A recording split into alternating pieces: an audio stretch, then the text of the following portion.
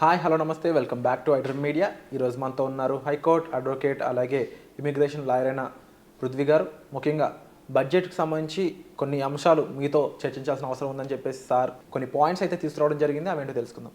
నమస్కారం సార్. నమస్తే sir, budget మీద మీ స్పందన ఏంటి? ఈరోజు మోడీ 3.0లో ఫుల్ టైం బడ్జెట్ కొన్ని పాజిటివ్స్ ఉన్నాయని చెప్పేసి అయితే చాలామందికి తెలిసి ఉంది, బట్ స్టిల్ ఒక ప్రాపర్ ఇన్ఫర్మేషన్ లేదు. దాని గురించి ఏం చెప్తారు? విరాట్, ఈ మోడీ థర్డ్ టర్మ్ గవర్నమెంట్లో ఇప్పుడు జనాలకి కావాల్సినది ఏదైతే ఉందో దానిని లాస్ట్ టైం గవర్నమెంట్లో అయిపోయిన తర్వాత ఎలక్షన్ టైంలో తను చాలా క్లియర్గా చెప్పాడు. ఏమన్నాడంటే నెక్స్ట్ ఇప్పటివరకు మనం వెయిట్ చేయమని అడిగాను, మీరందరూ వెయిట్ చేశారు నా కోసం, ఇక్కడ నుంచి వరాలు అన్నది మీకు అందిస్తాను అని చెప్పేసి చాలా స్పష్టంగా ఎలక్షన్ మీటింగ్స్లో అయితే చెప్పాడు. అపోజిషన్ పార్టీస్ అనేక రకంగా అనుకోవచ్చు, బట్ ఏ క్లియర్ కట్గా మిడిల్ క్లాస్ అనేటువంటి వ్యక్తి, అంటే మిమ్మల్ని నన్ను ఇక్కడ మన యూఎస్లో చాలామంది ఉండేటువంటి మిడిల్ క్లాస్లో ఉండేటువంటి వ్యక్తుల్ని వాళ్ళ ఎకనామికల్ స్ట్రక్చర్స్ని అర్థం చేసుకునేటువంటి ఫస్ట్ గవర్నమెంట్ అని చెప్పచ్చు. 12 lakhs ఆదాయం పొందుతున్న వాళ్ళని ఈ ఫస్ట్ టైం ఈ ట్యాక్స్ నుంచి ఎగ్జామ్ చేయడం జరిగింది. 12 lakhs ఆదాయం అనేసరికి ఇట్స్ నాట్ ఎ జోక్. అంటే ప్రతి వ్యక్తి 1 లక్ష రూపాయలు సంపాదిస్తూ ఉంటే దాన్ని ఇంకా ట్యాక్స్ కట్టక్కలేదు, ఆ 1 లక్ష రూపాయలకి అకౌంట్ చూపించక్కలేదు అన్నది. ఇది చాలా పెద్ద చేంజ్ అని చెప్పచ్చు మిడిల్ క్లాస్ ఎంప్లాయీస్కి ఇది, అండ్ బిజినెస్ మెన్ కానీ ఎవరికైనా సరే వాళ్ళకి ఇది ఒక పెద్ద వరం అని చెప్పచ్చు. ప్రతి వాళ్ళకి ఒక ఇన్సెక్యూరిటీ ఏర్పడింది, నేను సంపాదిస్తే ఏం లాభం, చాలామంది ట్యాక్స్ కట్టేస్తున్నాను, నేను పెద్ద వాడుతుంది ఏమీ లేదు. ఇది ఒక రకంగా చెప్పాలంటే ప్రతి వాళ్ళ యొక్క పర్ క్యాపిటల్ ఇన్కమ్ పెరుగుతుంది. ఓకే, మిడిల్ క్లాస్ వాళ్ళకి 1 లక్ష రూపాయలు తీసుకెళ్ళాడు అంటే ఆ ఒక స్టాండ్ అనేది తీసుకొచ్చి ఆపుతున్నాడు అని చెప్పచ్చు. అంటే 1 లక్ష రూపాయలు సంపాదించడం అనేది ఇండియన్స్ దగ్గర సామర్థ్యం ఉంది అని చెప్పేసి ప్రకటించడం అవుతుంది. అంటే ఏమవుతుందంటే దీనివల్ల అనేకమైనటువంటి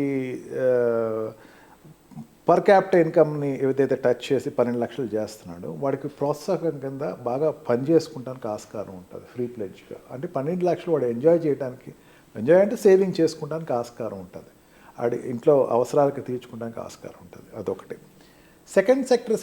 సెకండ్ ఏంటంటే ఈ బడ్జెట్లో ఎక్కడా కూడా మనకి డైరెక్ట్గా ఏ స్టేట్కి మనకి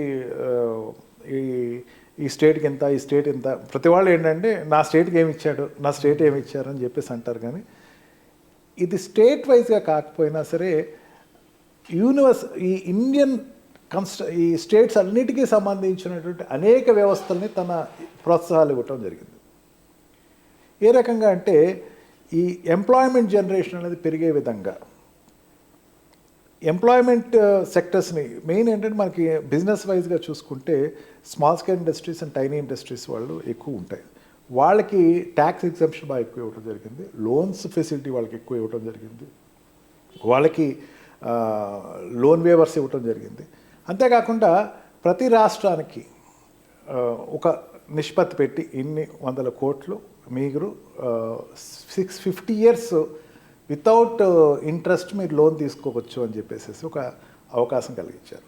అంటే 50 years వరకు ఇంట్రెస్ట్ కట్టద్దు, లోన్ తీసుకో అంటే ఎవరికైనా చేదా?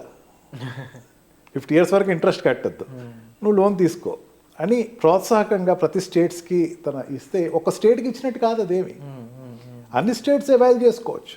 అందుకే నా స్టేట్కి రాలేదు, నీ స్టేట్కి రాలేదు కాదు, ఒక ఫండ్ పెట్టి ఆ ఫండ్ని ఏ స్టేట్ అయినా వాడుకోండి, మీకు ఏమైనా అవసరం ఉంటే కనుక get the approval and you can use that. ఒక 50 years తర్వాత నుంచి మీరు ట్యాక్స్ మీరు ఇంట్రెస్ట్ కట్టండి, అప్పటి వరకు మీకు ఇంట్రెస్ట్ ఎగ్జామ్షన్ ఇవ్వటం అనేది ఒక స్కీమ్ అయితే తీసుకొచ్చి ఇట్స్ చాలా పెద్ద మార్క్ కింద చెప్పచ్చు. ఈ బడ్జెట్ ఎస్పెషల్లీ ఈ 8th మేడంది ఇది 8th budget, if at all I'm not mistaken. Nirmala Sitharaman ఈ బడ్జెట్ దగ్గర మాత్రం last time budget, before last time budget అందరూ విమర్శించే వాళ్ళు కూడా ఆవిడ చాలా అప్రిషియేట్ చేయడం మొదలుపెట్టారు. అంటే మిడిల్ క్లాస్ వాళ్ళ దేవతను కూడా చూస్తున్నాం. ఎస్, మిడిల్ క్లాస్ వాళ్ళు టచ్ చేసింది ఇవిడే. మిడిల్ క్లాస్ వాళ్ళు ఇప్పటివరకు పట్టించుకోలేదు, ఇప్పటివరకు మిడిల్ క్లాస్ వాళ్ళు పట్టించుకుంది ఇవిడే. అండ్ హాస్పిటల్ సెక్టర్స్ని పెంచింది, హాస్పిటల్ సెక్టర్స్కి ఇంపార్టెన్స్ ఇచ్చింది, ఎడ్యుకేషన్ సెక్టర్స్కి ఇంపార్టెన్స్ ఇచ్చింది. అనేకమైనటువంటి ఈ ఎడ్యుకేషన్ సెక్టర్స్లోకి వచ్చేసరికి ఖచ్చితంగా కొన్ని ఏదైతే అక్కడ ప్రాథమిక అవసరాలు ఏదైతే ఉండాలో మెయిన్ ఏంటంటే బ్రాడ్ లైన్ అనేది, అంటే ప్రతి స్కూల్లోనూ ఇన్ని స్కూల్స్లో బ్రాడ్ లైన్ మన ఇంటర్నెట్ ఫెసిలిటీస్ ఇవ్వటం అన్నది జరిగింది, ల్యాబ్ ఫెసిలిటీస్ పెంచడం జరిగింది. ఈ రకంగా ఎడ్యుకేషన్ సెక్టర్స్, గవర్నమెంట్ స్కూల్స్లో ఉండేటువంటి ఎడ్యుకేషన్ సెక్టర్స్ని తను కాన్సన్ట్రేట్ చేయడం జరిగింది.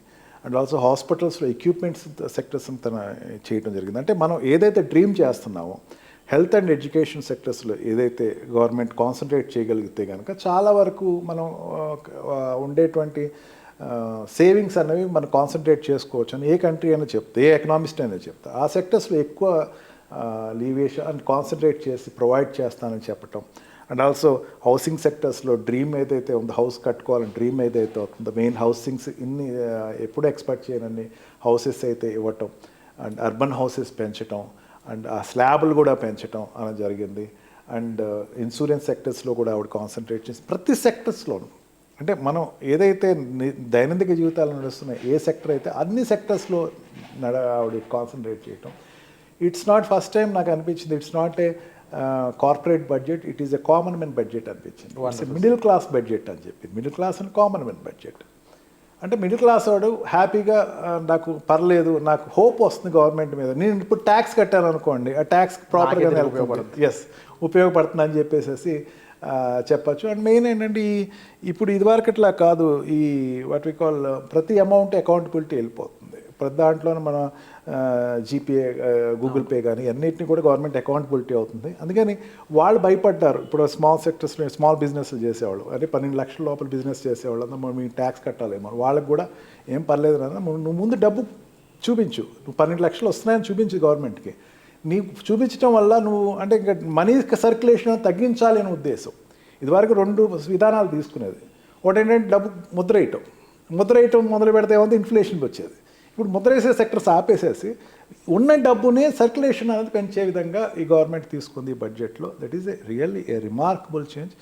ఈ వాట్ వి కాల్ ఈ 8th నిర్మలా సీతారామన్ గారి బడ్జెట్, ఈ బడ్జెట్ అయితే మాత్రం తెలుగు వాళ్ళందరూ కూడా ఆవిడ మొదలుపెట్టడమే భలే మొదలుపెట్టింది. తెలుగు మన దేశం అంటే మనుషులు కాదు, దేశం అంటే మట్టి కాదు, దేశం అంటే మనుషులు అని చెప్పేసి నిజంగా ఆవిడ చెప్పినది ఎగ్జాక్ట్ ఆ తెలుగులో ఇచ్చినటువంటి వర్డ్కి తగ్గట్టే మనుషుల గురించి ఆలోచించి పెట్టేటువంటి బడ్జెట్ కింద. Wonderful sir. తప్పకుండా ఈ బడ్జెట్ గురించి పూర్తి వివరాలు మాకు అందజేసినందుకు కూడా thank you so much sir. And వచ్చే ఎపిసోడ్లో మళ్ళీ కలుద్దాం. Thank you so much. Thank you.